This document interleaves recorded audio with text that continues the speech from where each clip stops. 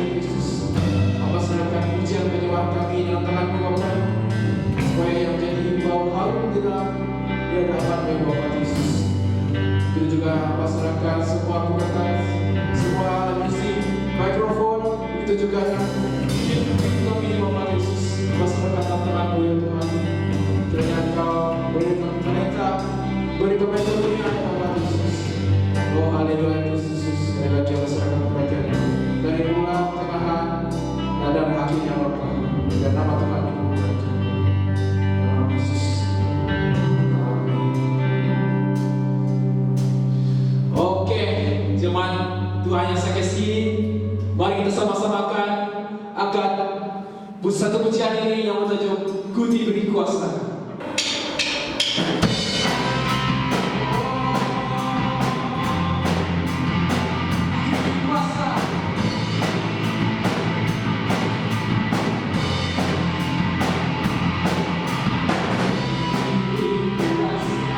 Dari raja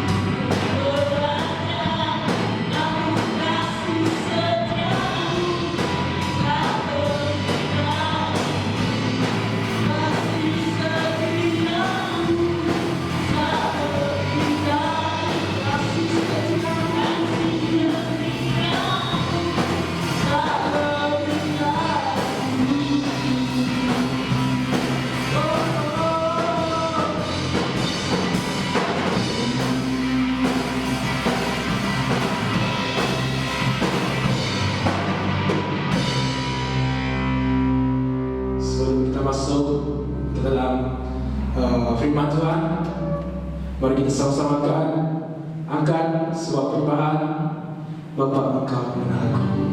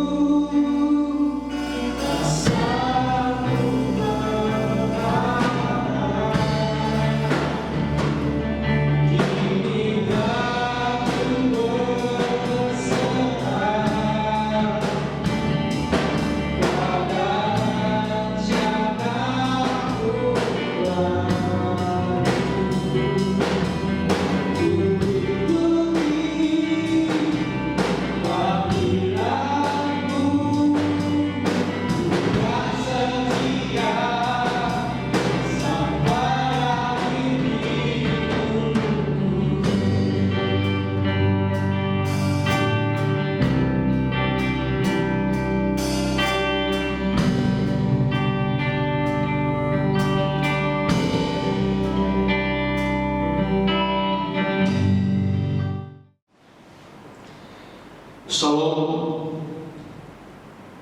Selamat pagi. Selamat beribadah dalam kasih Tuhan kita Yesus Kristus. Terima kasih buat tim Lena yang telah membawa kita dalam puji-pujian pada ibadah kita hari ini.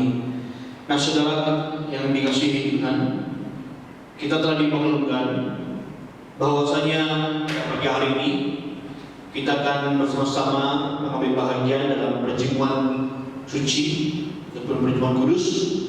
Dan saya percaya jemaat Tuhan yang berada di rumah ataupun di mana pun tempat Anda pada hari ini, baik di tempat kerja, mari kita persiapkan hati, pikiran kita, dan persiapkan air dan roti yang ada di rumah Anda pada hari ini agar bersama-sama mengikuti saya di dalam perjamuan pada hari ini. Nah, saudara yang dikasihi dalam Tuhan kita Yesus Kristus, mari kita tunduk kepala sebelum kita mengambil perjamuan. Saya rindu membawa kita menikmati berkat Tuhan dalam firman Tuhan pada pagi hari ini untuk persiapan kita di hadapan Tuhan untuk mengambil perjamuan pada pagi hari ini. Mari kita tunduk kepala, kita berdoa. Tuhan Yesus, pujian dan syukur hanya bagi nama Tuhan. Di hari yang indah ini kami menikmati anugerah-Mu yang sangat mulia di Tuhan Yesus Kristus. Tuhan, kami siap menerima yang Tuhan telah beri kepada kami kehidupan ini. Tuhan yang melakukan semuanya, karena itu adalah kasih dan anugerah-Mu dalam kami sebagai manusia dan sebagai anak Tuhan Yesus Kristus. Kami mau mendengar firman-Mu, berfirmanlah Tuhan, dalam nama Yesus kami berdoa. Amin. Jemaat Tuhan yang dikasihi Tuhan, saya mengajak kita bersama-sama membuka dalam firman Tuhan yang terdapat dalam Yohanes pasal 10 ayat 11 hingga ayat yang ke-18. Sama-sama kita membuka dalam Yohanes pasal 10 ayat yang ke-11 hingga yang ke-18. Firman Tuhan berbunyi sedemikian. Akulah gembala yang baik. Gembala yang baik memberikan nyawanya bagi domba-dombanya. Sedangkan seorang upahan yang bukan gembala dan yang bukan pemilik domba-domba itu sendiri, ketika melihat serigala datang, meninggalkan domba-domba itu lalu lari, sehingga serigala itu menerkam dan mencerai-beraikan domba-domba itu. Ia lari karena ia seorang upahan dan tidak memperhatikan domba-domba itu. Akulah gembala yang baik, dan aku mengenal domba-dombaku, dan domba-dombaku mengenal aku. Sama seperti Bapa mengenal aku, dan aku mengenal Bapa, dan aku memberikan nyawaku bagi domba-domba itu. Ada lagi padaku domba-domba lain yang bukan dari kandang ini. Domba-domba itu harus dituntut juga, dan mereka akan mendengarkan suaraku, dan mereka akan menjadi satu kawanan dengan satu gembala. Bapa mengasihi aku, oleh karena aku memberikan nyawa untuk menerimanya kembali. Tidak seorang pun mengambilnya daripadaku, melainkan aku memberikannya menurut kehendakku sendiri. Aku berkuasa memberikannya dan berkuasa mengambilnya kembali. Inilah tugas yang diterima dari Bapa. Jemaat yang saya kasih dalam Tuhan Yesus Kristus, menyatakan dalam ayat pembacaan kita pada hari ini, dari halnya seorang gembala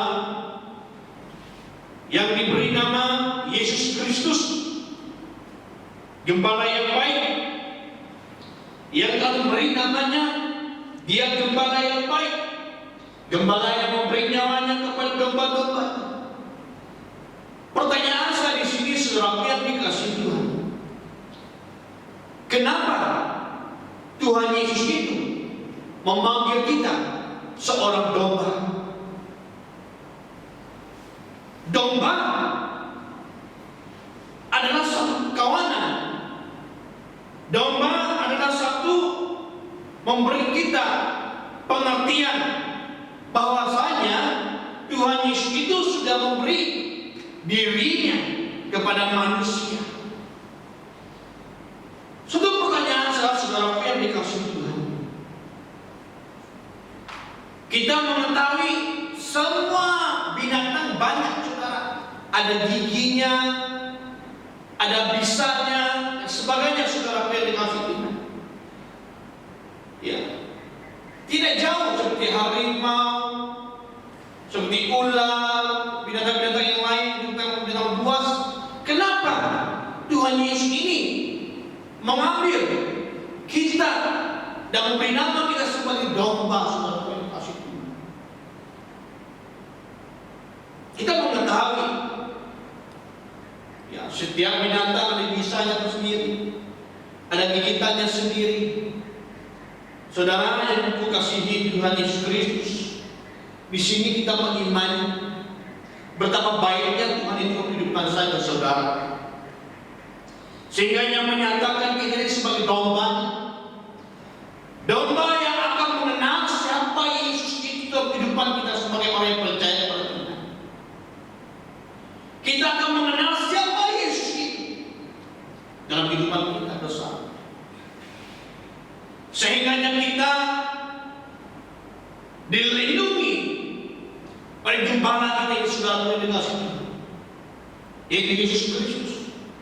Bukan saja dilindungi, tapi dia juga memberi nyawanya bagi kita, sehingga dia mati di kayu salib, saudara yang dikasih Tuhan.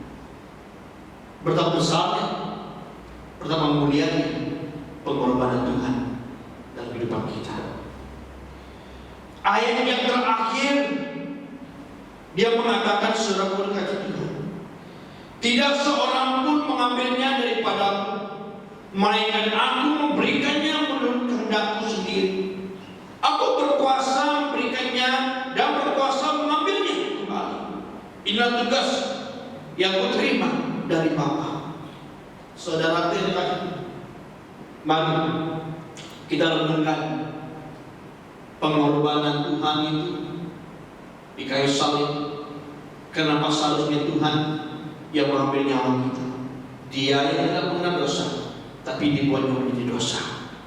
Saya percaya pada hari ini kita tetap dalam Tuhan, mengilhamkan kasih Tuhan dalam kehidupan saya dan saudara. Jangan sia-siakan kematian Tuhan itu di kayu salib itu karena dosa kita, saudara. Mari kita berdoa. Bapa, terima kasih karena kebaikan Tuhan di depan kami.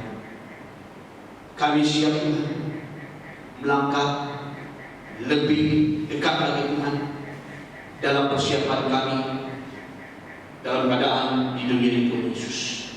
Ampuni dosa kami Tuhan, seperti juga kami mengampuni orang bersalah pada kami. Tuhan Yesus Kristus, berkatilah kami umat yang akan sebentar lagi mengiringi dalam perjumpaan kami pada malam hari pagi hari ini, Tuhan Yesus Kristus. Kiranya kami mengambil bahagia ini akan merasakan sukacita, damai sejahtera dalam kehidupan kami masing-masing, Tuhan Yesus Kristus. Berkati kami Tuhan Yesus Kristus. Inilah doa kami dalam nama Yesus berdoa. Amin. Saudaraku yang dikasihi Tuhan, kita membuka dalam Matius 26 ayat yang ke-26 hingga yang ke-29. Kita bersama-sama mengambil bahagian pada pagi hari ini. Bagi kita yang siap untuk mengambil bahagian dalam perjamuan suci pada pagi hari ini, dimanapun kita berada, sediakan air dan roti yang sudah disediakan di tempat duduk Anda ataupun di depan meja Anda pada hari ini. Dalam Matius 26 ayat 26 firman Tuhan berbunyi sedemikian, penetapan perjamuan malam.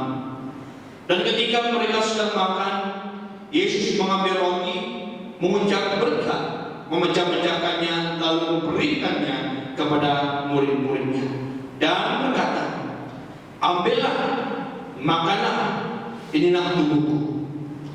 Sesudah itu ia mengambil cawan, mengucap syukur, lalu memberikannya kepada mereka dan berkata, minumlah kamu semua dari cawan ini, sebab inilah darahku, darah perjanjian yang ditumpahkan bagi banyak orang untuk pengampunan dosa.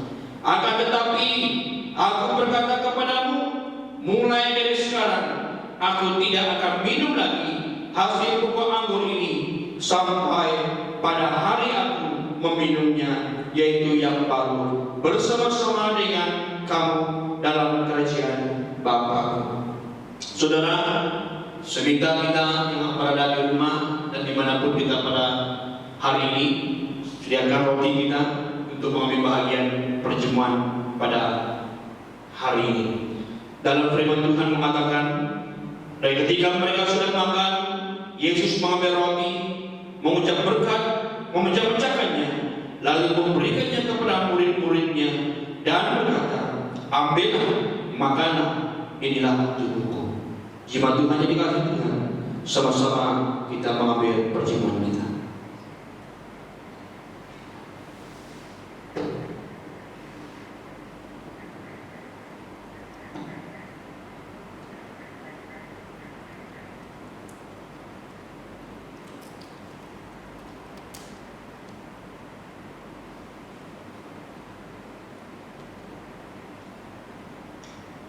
Kita mengambil ayat iman kita. Seterusnya firman Tuhan mengatakan, sesudah itu ia mengambil cawan, mengucap syukur, lalu memberikannya kepada mereka dan berkata, minumlah kamu semua dari cawan ini, sebab inilah darahku, darah perjanjian yang ditumpahkan bagi banyak orang untuk pengampunan dosa. Sama-sama kita mengambil bahagian.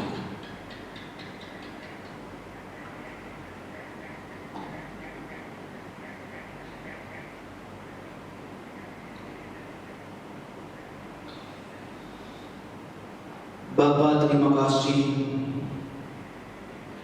karena pengorbananmu bagi kami. Kami merasakan anugerah itu sangat besar dan mulia dalam kehidupan kami. Berkatilah kami Tuhan dalam apapun keadaan kami dalam perjuangan hidup ini, agar kami senantiasa mengingatkan pengorbanan Tuhan ini dalam kehidupan kami, Tuhan Yesus. Terima kasih Tuhan. Jadilah kami terangkan garam bagi dunia ini. Semuanya kami minta dalam nama Yesus berdoa. Amin. Amin. Haleluya. Terpujilah nama Tuhan kita Yesus Kristus. Haleluya. Sekali lagi saya mengucapkan selamat berbakti kepada jemaat Tuhan yang saya rindukan. Kita bersama, saya percaya kita sangat rindu berkumpul bersama seperti sedia kala di gedung gereja, berkumpul bersama dalam mungkin dalam pergerakan pemuridan dan sebagainya. Tapi saudara yang dikasihi Tuhan, itu tidak menjadi satu alasan supaya kita tidak ada kebaktian dan tidak melakukan ibadah kita. Tapi Tuhan itu banyak caranya yang sangat baik bagi kita. Kita bersama-sama dalam media massa, ya, secara live streaming, ya, kita dapat mendengar firman Tuhan, kita dapat memuji nama Tuhan kita Yesus Kristus. Nah, saudara yang dikasihi Tuhan, hari ini saya rindu sekali mengajak kita jemaat Tuhan melihat satu cerita yang membawa kita mengenal Tuhan itu dalam kehidupan saya dan saudara. Satu cerita yang mengukuhkan kita dalam iman kita percaya kepada Tuhan kita Yesus Kristus. Mari bersama-sama dengan saya katakan iman. Iman yang memberikan satu keyakinan, keteguhan, semangat, kekuatan, pengenalan, dan percaya akan Tuhan itu dan menerima berkat dan iman kita kepada Tuhan Yesus Kristus. Kita melihat dalam Lukas 8 ayat 40 hingga ayat yang ke-56. Sama-sama kita melihat dalam Injil Lukas pasal yang ke-8 ayat yang ke-40 hingga ayat yang ke-56. Saya akan membacakan untuk kita dengan terjemahan yang ada pada saya. Ya, terjemahan yang ada pada saya yaitu terjemahan bahasa Indonesia. Yesus membangkitkan anak Yairus dan menyembuhkan seorang perempuan yang sakit pendarahan. Ayat yang ke-40. Ketika Yesus kembali, orang banyak menyambut dia sebab mereka semua menanti-nantikan dia. Maka datanglah seorang yang bernama Yairus. Ia adalah kepala rumah ibadat. Sambil tersungkur di depan kaki Yesus, ia memohon kepadanya supaya Yesus datang ke rumahnya. Karena anaknya perempuan yang satu-satunya yang berumur kira-kira 12 tahun hampir mati. Dalam perjalanan ke situ Yesus didesak-desak orang banyak. Adalah seorang perempuan yang sudah 12 tahun menderita pendarahan dan yang tidak berhasil disembuhkan oleh siapapun. Ia maju mendekati Yesus dari belakang dan menjamah jubahnya. Dan seketika itu juga berhentilah pendarahannya. Lalu kata Yesus, "Siapa yang menjamah aku?" Dan karena tidak ada yang mengakui, berkatalah Petrus, "Guru, orang banyak mengkerumuni dan mendesak engkau." Tetapi Yesus berkata, "Ada seorang yang menjamah aku, sebab aku merasa ada kuasa keluar dari diriku." Ketika perempuan itu melihat bahwa perbuatannya itu ketahuan, ia datang dengan gemetar, tersungkur di depannya, dan menceritakan kepada orang banyak apa sebabnya ia menjamah dia, dan bahwa ia seketika itu juga menjadi sembuh. Maka katanya kepada perempuan itu, "Hai anakku, imanmu telah menyelamatkan engkau. Pergilah dengan selamat." Ketika Yesus masih berbicara, datanglah seorang dari keluarga kepala rumah ibadat itu dan berkata, "Anakmu sudah mati, jangan lagi engkau menyusah-nyusahkan guru." Tetapi Yesus mendengarnya dan berkata kepada Yairus, "Jangan takut, percaya saja, dan anakmu akan selamat." Setibanya di rumah Yairus, Yesus tidak memperbolehkan seorang pun ikut masuk dengan dia, kecuali Petrus, Yohanes dan Yakobus, dan ayah anak itu serta ibunya. Semua orang menangis dan meratapi anak itu. Akan tetapi Yesus berkata, "Jangan menangis, ia tidak mati tetapi tidur. Mereka menertawakan dia karena mereka tahu bahwa anak itu telah mati. Lalu Yesus memegang tangan anak itu dan berseru, katanya, "Hai anak, bangunlah." Maka kembalilah roh anak itu dan seketika itu juga ia bangkit berdiri. Lalu Yesus menyuruh mereka memberi anak itu makan. Dan takjublah orang tua anak itu.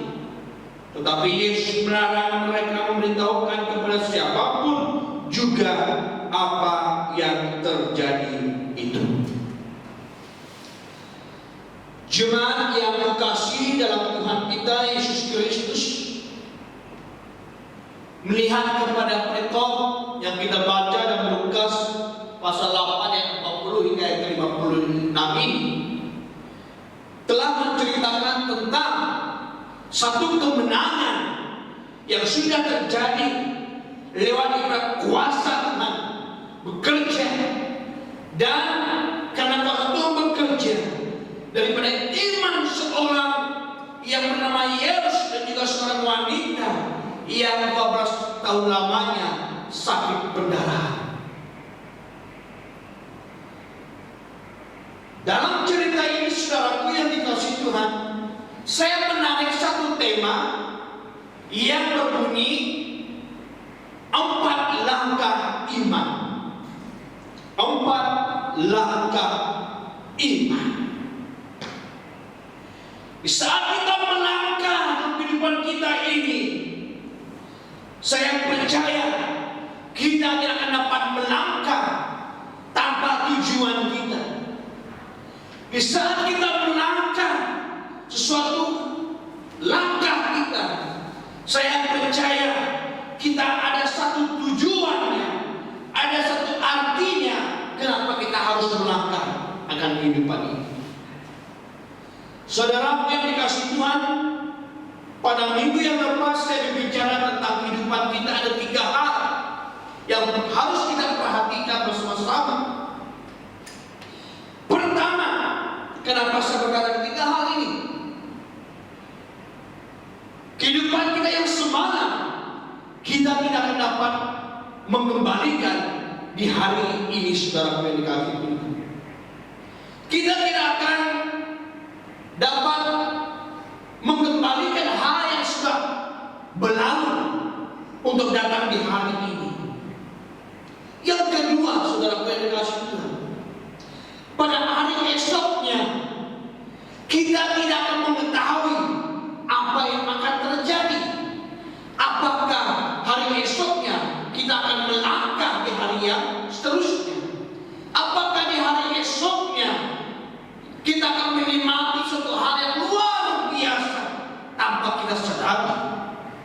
Dan mungkin besar kemungkinan kita mengetahui esok harinya ada hal yang sudah besar yang kita imani dan kita perlukan dalam kehidupan kita. Dan kita tidak akan mengetahui apa yang akan terjadi esok harinya. Yang ketiga, saudara yang dikasihi Tuhan, hari ini, saudara, kita akan mempersiapkan diri kita, kehidupan kita, iman kita, kepercayaan kita, pedang kerohanian kita, senjata kita untuk mempersiapkan kita melangkah pada hari esoknya. Yang percaya katakan amin. Itu ketika yang seharusnya kita perhatikan kehidupan ini, saudara yang dikasihi Tuhan. Maka sebab dengan itu saya menarik tema ini, 4 langkah iman. Sebelum kita lebih lanjut lagi, saudara yang dikasihi Tuhan, saya rindu sekali di dalam hal ini satu hal yang kita perhatikan bersama-sama, bahwasanya Yesus adalah segala jawaban bagi kita. Manusia tidak akan lari daripada masalah. Manusia tidak akan lari daripada persoalan hidup ini. Kenapa, saudara yang dikasihi Tuhan?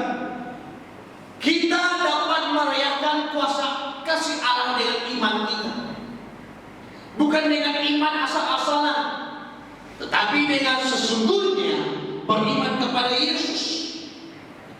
Kita seharusnya merayakan iman kita di dalam Kristus seperti mana di dalam 4 langkah yang kita akan belajar pada hari ini, saudara yang dikasihi Tuhan. Yang pertama, iman timbul dari pendengaran. Iman timbul dari pendengaran. Berbalik kepada daripada bacaan kita sebentar tadi, saudara yang dikasihi Tuhan, bahwasanya ada seorang pemimpin yang bernama Yesus mendengar satu hal yang sangat baik, besar dalam kehidupannya. Ya, bukan saja dia hanya mendengar, tapi dia mempunyai satu langkah iman itu yang akan menghidupi dia. Iman tidak akan melangkah dengan begitu saja, saudara yang dikasihi Tuhan. Bahkan dasar iman juga seharusnya timbul dari pendengaran akan firman Allah. Amin. Melihat di sini siapa Yesus? Pembicara tentang Yesus, seorang pemimpin rumah ibadah, seorang pegawai yang bertanggung jawab dalam menyusun persekutuan rumah ibadah. Dia akan memilih contohnya orang yang membaca firman Allah dan berkhotbah, berdoa dan sebagainya, saudara. Oleh itu, dia adalah seorang yang penting di dalam masyarakat pada masa tersebut, saudara yang dikasihi Tuhan. Nah, dia juga seorang pemimpin yang dipilih Tuhan. Bukan saja dia beriman daripada pendengaran yang tadi, saudara yang dikasihi Tuhan, dia juga memiliki satu gerakan yang menggerakkan imannya. Sebelum Yesus datang kepada Yesus, kita percaya tentu saja Yesus sudah mendengar siapakah Yesus itu, saudara. Ya. Sebelum Yesus itu melihat Yesus itu di depan matanya, dia sudah mendengar tentang ceritanya siapa Yesus. Roma 10 ayat ke-17 mengatakan iman timbul dari pendengaran dan pendengaran oleh firman Tuhan. Saudara yang dikasihi Tuhan, saya percaya dan yakin kita mempunyai tubuh tersendiri, telinga, mata, tangan, kaki, dan ada lagi saudara yang dikasihi Tuhan. Melalui pendengaran inilah kita dapat mendengar firman Allah. Melalui pendengaran inilah kita dapat mengetahui yang jahat mana yang baik. Sebab dengan itulah Yesus mempunyai satu pergerakan dalam imannya. Dia sudah mendengar akan pemberitaan kasih Kristus itu daripada para nabi-nabi yang dulu, saudara kasih Tuhan. Ya. Dan sehingga hari ini dia mengimani dengan pendengaran itu, datang kepada Yesus. Untuk apa, saudara? Untuk minta tolong, karena anaknya sudah lama sakit dan kini hampir mati, saudara yang dikasihi Tuhan. Pertanyaan saya di sini, saudara yang dikasihi Tuhan, apakah pendengaran kita selama ini membangun iman kepada Yesus? Iman tidak mungkin terjadi secara ledakan. Iman juga tidak seharusnya iman dipaksa-paksakan untuk beriman, seolah-olah beriman, pura-pura beriman, dan kita tidak tahu siapa yang seharusnya kita percaya, beriman kepada siapa. Banyak seperti ini, saudara yang dikasihi Tuhan. Dan banyak orang itu beriman hanya sekadar beriman, waktu dia susah, di waktu dia payah, di waktu dia sakit, dia beriman minta tolong kepada Tuhan, beriman kepada Tuhan.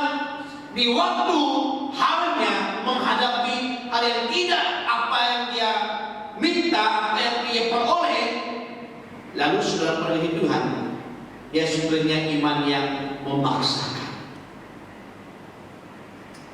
Betapa pentingnya membangun iman ini, saudara kasih Tuhan. Yang pentingnya di sini harus kita membangunkan iman kita, rajin mendengar firman Tuhan akan membangun iman. Amin. Setiap orang yang rajin mendengar firman Tuhan akan membangun iman kita.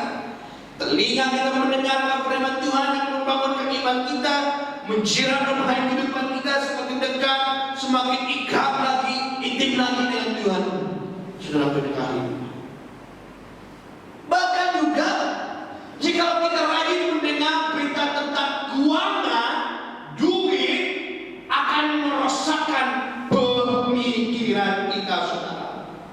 Apalagi pada masa sekarang, saudara yang dikasih Tuhan, kita merasakan setidak-tidaknya kita sudah tidak berdaya lagi untuk hidup dalamnya pandemi COVID-19 ini, saudara yang dikasih Tuhan. Menghalangkan kita untuk mencari nafkah kita, menghalangkan kita untuk bekerja, menghalangkan kita untuk bergerak ke sana ke sini untuk mencari nafkah kehidupan kita. Nah, saudara yang kukasih dalam Tuhan, kalau kita selalu rajin mendengar tentang pemberitaan uang sana sini, tolong sana sini, selama ini saudara mendekati Tuhan, itu akan merosakkan pemikiran kita. Ya. Tapi kalau kita selalu mengimani firman Tuhan itu seperti apa kehidupan kita, saya percaya pertolongan Tuhan tidak akan terbatas. Amin. Ya. Apatah lagi itu saudara mendekati Tuhan, ya. Kita dapat tertolong daripada KWSP. Ya. Kita dapat tertolong daripada hanya G40. Kita dapat tertolong daripada negara dan negeri kita. Wow. Kalau halnya tentang pertolongan ini, saudara Tuhan, nafkah-nafkah ini seperti ini, pendengaran kita terlalu bekas sekali, saudara Tuhan kasih Tuhan. Tapi kalau pendengaran tentang firman Allah, waktu orang bertanya, pastinya kita berubah, saudara. Ya. Sebab dengan itu banyak umat Kristen sampai hari ini iman mereka terbelah oleh karena pendengaran sana sini tentang hal seperti ini. Yang ketiga, jika kita rajin mendengar tentang masalah lewat daripada pemberitaan orang yang menambah, itu akan menambah kekhawatiran kita dan rasa tidak percaya pada iman kita. Kalau kita rajin mendengar tentang masalah-masalah terjadi, ya, apalagi kita masuk dalam halnya pandemi COVID-19 ini, sudah mendengar Tuhan. Kita mendengar rencana yang terjadi melibatkan satu hal yang terjadi, masalah sana, ya, COVID-19 ini terjadi dan merebak kepada kampung ini, negara ini, negeri ini. Jadi lewat daripada pendengaran seperti itu, saudara kasih Tuhan, kalau kita selalu mendengar tentang kedesakan masalah dalam negara, dalam negeri, itu juga melibatkan kekhawatiran dan merusakkan iman kita. Tapi kalau kita mendengar masalah seperti ini, saudara, tapi kita terus beriman kepada Tuhan dan membangunkan iman kita dalam doa kita kepada Tuhan, saya percaya tidak akan merosakkan iman kita. Amin. Apalagi adanya masalah peperangan sana sini dan sebagainya, kita dengar sudah. Tapi kata firman Tuhan, ya, seperti yang ada Roma 10 ayat yang ke-17 tadi, saudara Tuhan, iman itu dari pendengaran dan pendengaran oleh firman Tuhan. Sebab dengan itulah ia harus membangun keimanan, datang dekat kepada Tuhan, minta pertolongan kepada Tuhan. Sebab dia sudah mendengar apa yang telah dijanjikan Tuhan kepada umatnya sampai hari ini, saudara-saudara. Sebab itu, saudara yang dikasihi Tuhan Yesus Kristus, mari kita berimanlah bukan saja karena melihat akan kebaikan berkat Tuhan dari kita, tapi berimanlah untuk membangun kita dalam pendengaran kita kepada Tuhan kita Yesus Kristus. Yang kedua, biarlah iman itu harus digerakkan dengan tindakan. Amin. Iman tidak akan berbuah dengan apa-apa jika hanya dilakukan dengan doa. Ya, Yesus tidak memerintahkan orang bawahannya untuk bertemu dengan Yesus dan dia bukannya titipkan doa dengan pertolongan Yesus saja. Namun Yesus datang sendiri secara total menghadap Yesus dengan pendengaran dan gerakannya. Dia menghasilkan buah-buah imannya itu. Demikian juga dengan wanita yang sakit selama 12 tahun itu, saudara berkasih Tuhan. Karena iman itu membawa pergerakan untuk mereka untuk bertindak, saudara berkasih Tuhan. Mereka Yesus tidak hanya sekadar beriman kepada Tuhan, daripada doa itu, saudara berkasih Tuhan. Minta tolong kepada Tuhan, Tuhan tolong anakku supaya disembuhkan, tidak, saudara. Tapi dia juga mempunyai iman yang bergerak karena pendengaran akan Tuhan Yesus itu. Ya. Lalu tidak sekadar memerintahkan kepada orang banyak rumah-rumah ibadat untuk membantu dia dalam doa, minta pertolongan dalam doa kita, tapi dia juga mempunyai satu gerakan. Ya, pergerakan.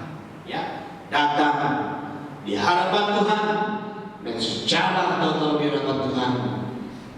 Ya, tidak hanya minta pertolongan doa daripada orang lain, tapi dia juga, Tuhan mau mendengar doa kita. Saudara gue dikasih Tuhan, seperti juga wanita itu, saudara, dia punya pergerakan iman yang sejati sehingga wanita itu sembuh dari buntelannya, saudara. Yang ketiga, iman harus menerobos melewati tantangan. Seperti mana yang saya katakan tadi, tantangan manusia itu banyak sekali dan tidak akan lari daripada masalah. Walaupun Tuhan menyanyikan kita ada senantiasa bersama dengan kita, membantu kita, menolong kita, melindungi kita daripada kecelakaan dan sebagainya. Ya.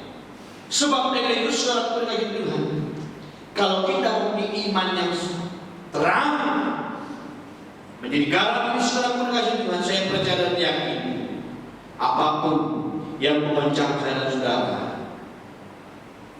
tetap kita punya Tuhan yang luar biasa. Amin. Kita melihat keadaan Yesus dalam ayat bacaan kita sebentar tadi, saudara gue dikasih Tuhan. Kata mereka kepada Yesus, sudahlah, anakmu sudah meninggal, jangan engkau menyusah-nyusahkan guru lagi. Itulah tantangan yang dihadapi Yesus pada masa itu, saudara dikasih Tuhan. Di waktu dia minta tolong kepada Tuhan, Tuhan tolong anakku yang sudah hampir mati. Di waktu itu, saudara dikasih Tuhan, dalam ayat bacaan kita tadi, datang kepada ia bersama dengan dia yang bekerja dalam sebagai di rumah ibadah, berkata kepadanya, Yesus, tidak perlu lagi engkau menyusah-nyusahkan guru, karena anakmu meninggal dan mati, saudara. Betapa sedihnya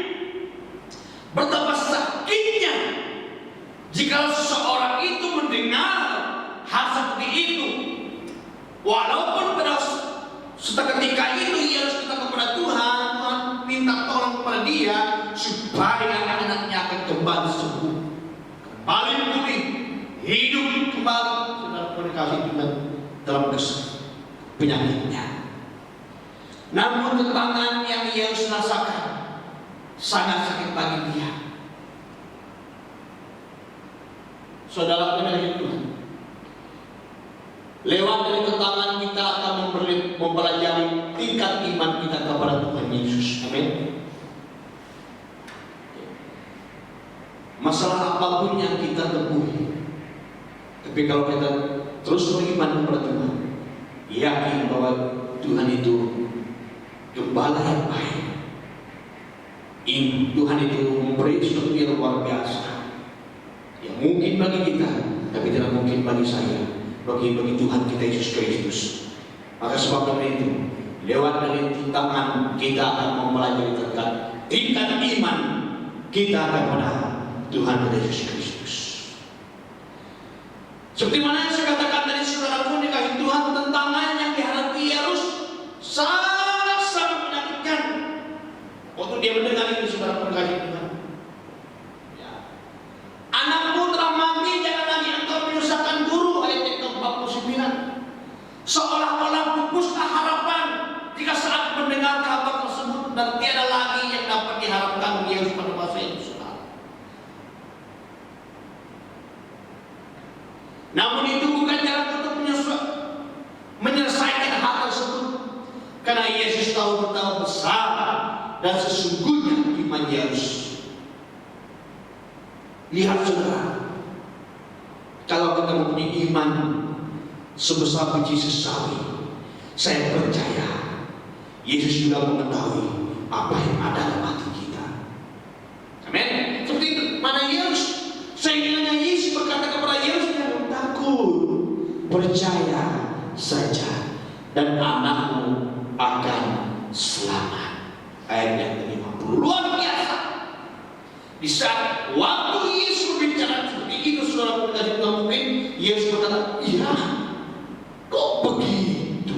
Kalau dia melihat cerita seperti itu, saudara pendengar Tuhan, mungkin Yesus akan sudah, wah, ini satu tindakan yang luar biasa yang dia rasakan. Saat waktu Tuhan Yesus bicara, jawabnya, jangan takut, percaya saja, dan anakmu akan selamat. Sebab dari itu mujizat telah dinyatakan kepada keluarga Yairus. Mereka datang melihat keadaan anak tersebut, lalu Yesus mendekati anak itu. Yesus memegang tangan anak itu dan berseru, katanya, hai anak, bangunlah. Luar biasa, saudara. Bayangkan saudaraku yang dikasih Tuhan, di saat kita mempunyai tidak ada pengharapan dalam kehidupan ini, tapi di saat itu juga Tuhan mau, di mana besar iman kita itu kepada Tuhan kita Yesus Kristus. Di saat kita benar-benar minta pertolongan kepada Tuhan, saya percaya tindakan Tuhan cukup luar biasa kepada kita umat yang percaya. Demikian juga saudara dari Tuhan, wanita yang sakit, menderita 12 tahun lamanya. Itu saudara dari Tuhan dalam nas kita sebentar tadi. Ya, dengan gerakannya hatinya kuat berkata, asal jamah saja jubahnya aku akan sembuh. Kalau kita melihat dalam Markus 5 ayat yang ke-28, asal jamah saja jubahnya aku akan sembuh. Perkataan iman wanita ini sudah mengasihi Tuhan sangat-sangat luar biasa. Asal jamah saja jubahnya aku akan sembuh. Ini yang luar biasa, saudara. Sama seperti seorang komander berkata kepada Tuhan Yesus, minta tolong kepada Tuhan Yesus karena ada seorang penjurinya yang sakit. Kita kalau melihat pada cerita dalam firman Tuhan, bahkan Tuhan, Guru, apa saja yang kau kata kepadaku akan aku sampaikan kepada mereka, kepada dia. Saudara, lihatlah betapa besarnya iman Pawira itu, saudara Tuhan kasih Tuhan. Ya. Sama dengan wanita ini. Ya. Asal pujana saja jubahnya, saya akan sembuh. Hari ini saudara Tuhan kasih Tuhan. Tuhan juga mau melihat betapa besarnya iman kita kepada Kristus. Hai kamu yang sakit pada hari ini, saya menentangi engkau saudara. Mungkin kau sakit kanker, sakit pendarahan tinggi, sakit COVID-19 yang berada di hospital dan dimanapun sekalipun. Kalau kita benar-benar minta pertolongan daripada Tuhan, beriman seperti wanita ini saudara Tuhan, saya percaya engkau juga sembuh dengan caranya Tuhan bagi kita bersama. Amin. Luar biasa. Imannya sekecil biji sawi. Wanita ini seorang yang berdosa, saudara Tuhan kasih Tuhan. Tapi dia berkata, asal bicara ke jubahnya, dia akan sembuh. Saudara Tuhan kasih Tuhan. 12 tahun lamanya penderitaan pendarahan ini, saudara Tuhan kasih Tuhan. Kesana kesini dia minta pertolongan daripada dokter mengobati dia. Tidak ada siapa yang dapat melepaskan dia dari penyakit tersebut. Tapi dengan imannya berkata, asal menjaga kehidupannya. Ini luar biasa saudara. Tingkat iman yang tiada tara. Perjuangan imannya sungguh kuat bila diingat penyakit najis yang dihadapinya yang tidak bisa mendekati orang lain. Perjuangan imannya itu sangat luar biasa. Amin. Saya percaya juga jemaat Tuhan yang berada di rumah, di hospital, dimanapun pada hari ini, mari saudara tingkatkan iman kita kepada Tuhan Yesus. Saya percaya dengan iman doa kita, nama Tuhan dipermuliakan dan kita akan menerima berkat bahkan kesembuhan daripada Tuhan. Amin. Haleluya. Ini bisa dinyatakan buat Yerus dan juga perempuan sakit pendarahan tersebut. Yang terakhir, yang keempat, iman harus mendewasakan. Amin. Dan terjumlah orang tua anak itu, tetapi Yesus melarang mereka memberitahukan kepada siapapun juga apa yang terjadi itu. Ayat yang ke-56. Saudara, pernahkah kita berpikir dalam ayat firman Tuhan tadi, mengapa Yesus melarang mereka dengan keras karena mujizat yang telah terjadi kepada mereka dan agar jangan memberitahu kepada siapapun? Apa maksudnya? Kenapa Yesus berbicara seperti itu? Benar saudara, di dunia ini ada banyak orang mengakui beriman, tetapi ketika menghadapi tantangan, mereka mundur, mereka bersungut-sungut, merasa kecewa kepada Tuhan, akhirnya tidak menghasilkan apa-apa.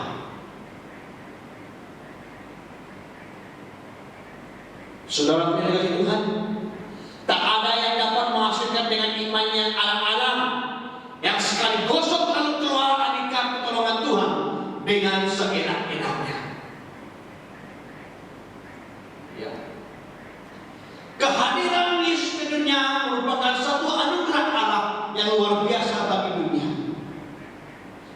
Dalam catatan Injil berbicara tentang sekitar 35 mujizat Yesus yang menyembuhkan, Yesus mengusirkan iblis atau setan, mengendalikan alam, membangkitkan orang mati, bahkan Yesus sendiri pun dibangkitkan daripada kematian. Dengan baik-baik saudara dikasih Tuhan.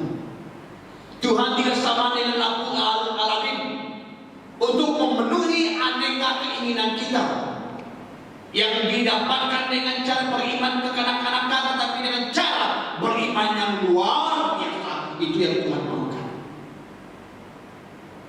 Jangan kita seperti orang kanak-kanak yang minta kepada bapaknya, "Pak, aku mau ini, Pak." Lalu bapaknya beri. Dengan seketika itu juga "Ma, saya mau susu, Ma." Lalu ibunya pun juga menyiapkan susu, lalu berikan juga seketika itu juga. Saudara yang dikasih Tuhan, kita jangan samakan Tuhan Yesus seperti Aladin.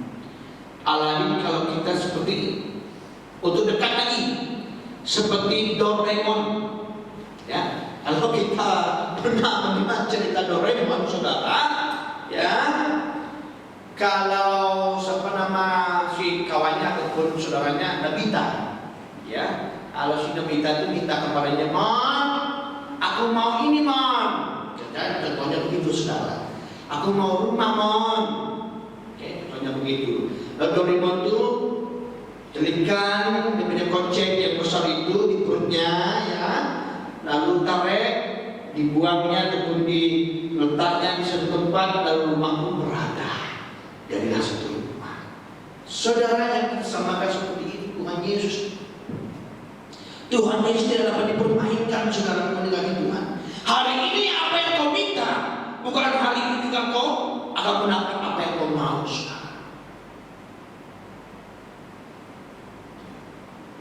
Karena Tuhan juga dapat melihat apa yang ada dalam hati manusia. Sebab itulah Tuhan berbicara seperti itu kepada mereka pada masa itu. Tuhan menerangkan mereka pada masa itu supaya tidak memberitahu hal itu kepada orang lain. Tuhan mau iman mereka dewasa, benar-benar dewasa, bukan sekadar melihat kan itu terjadi terus. Wow, di 2 hari, 3 hari, sebulan, 1 tahun, mereka selalu datang memuliakan nama Tuhan, datang mendengarkan Injil Kristus, datang beribadah kepada Tuhan dan sebagainya.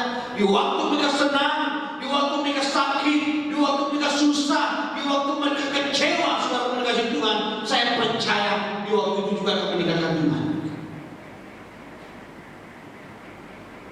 Sebab dengan itu Tuhan mau kita mendewasakan iman kita, bukan karena kita kaya, bukan karena Tuhan terus memberkati kita, berkat kita dengan apapun kelimpahan kita. Ya. Maka sebab itu saudaraku yang dikasih Tuhan, saya percaya dalam apapun perjuangan hidup saya dan saudara, mari kita lewati bersama di hadapan Tuhan. Amin. Saya minta pengusip dan juga pelayanan di pelayanan untuk kita tapi ke depan. Dan maka itu saudaraku yang dikasih Tuhan, tidak ada yang mustahil bagi Tuhan kita. Kita menghadapi apa yang kita hadapi dalam kehidupan ini. Jalanilah kehidupan ini. Jangan sekadar beriman kepada Tuhan, tapi kita tidak tahu siapa yang harus kita beriman. Amin. Berimanlah sesungguhnya bahwa Yesus anak Allah yang menjadikan kita umatnya, yang seharusnya kita alami dalam kehidupan ini, saudara yang dikasih Tuhan. Maka sebab dengan itu, beriman terus kita di hadapan Tuhan. Mari saya mengajak kita datang kepada Tuhan, tunjukkan kasih kita di hadapan Tuhan, supaya Tuhan itu memberi perjanjian dalam kehidupan kita bahwa Yesus adalah jalan kehidupan bagi kita.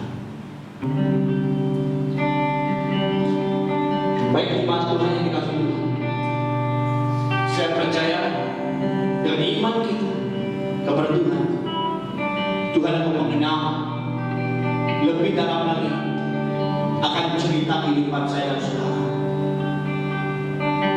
Waktu kita jatuh dalam dosa, Tuhan akan mengenal di mana kelemahan kita. Tapi di saat hari ini Tuhan mau kita semakin dekat kepada Dia, menunjukkan Dia adalah Gembala yang baik di hadapan kita.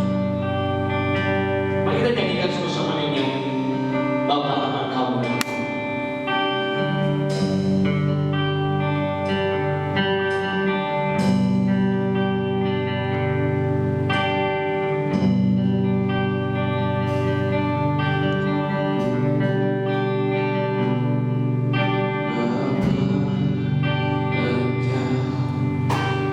Engkau mengenalku